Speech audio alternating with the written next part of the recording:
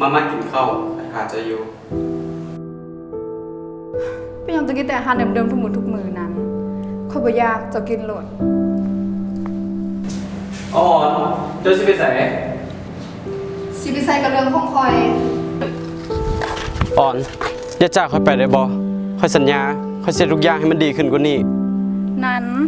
เซิร์ชจะอยู่กับวิถีชีวิตของเจ้าไปโหลดค่อยบ่ไหวแล้วที่จะอยู่ห้องเศร้าน้อยๆกินอาหารเดิมๆแบบนี้นะค่อยเบื่อค่อยน่ายอ่อนค่อยสัญญาค่อยเซ็ตทุกอย่างให้มันดีขึ้นกว่าเก่าอยู่กับค่อยก่อนปล่อยค่อยไปซะนั้นอนาคตของค่อยอีกยาวไกลซึ่งมันบ่แม่นที่จะมาอยู่กับเจ้าแบบนี้ค่อยขอเวลาอีกน้อยนึงค่อยสิเปลี่ยนแปลงทุกอย่างให้มันดีขึ้นกว่านี้เบิ่งดู3 ปีที่ผ่านมาน่าจะเปลี่ยนแปลงอย่างมันได้แด่ชีวิตเจ้าก็มีแต่ซ้ำนี้แหละ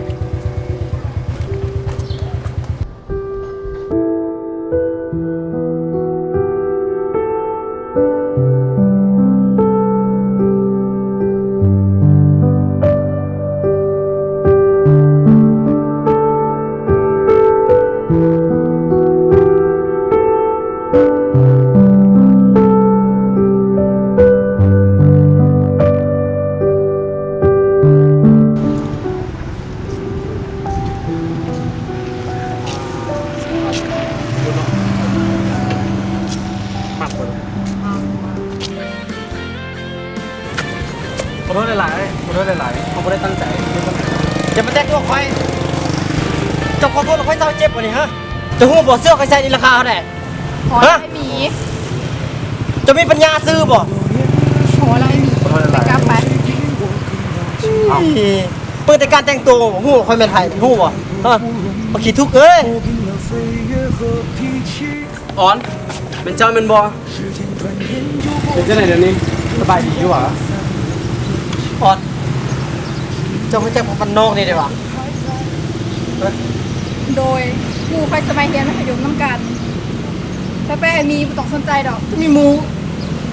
ไป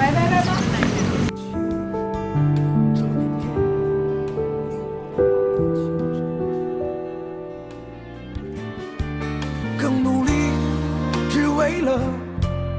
我们想要的明天。好好的。ปฏิบอกเจ้าไว้ให้ฮู้อย่างหนึ่งเด้อ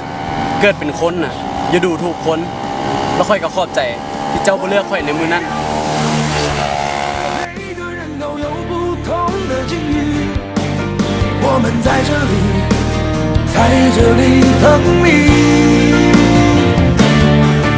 我们不一样，虽然会经历不同的事情，我们都希望。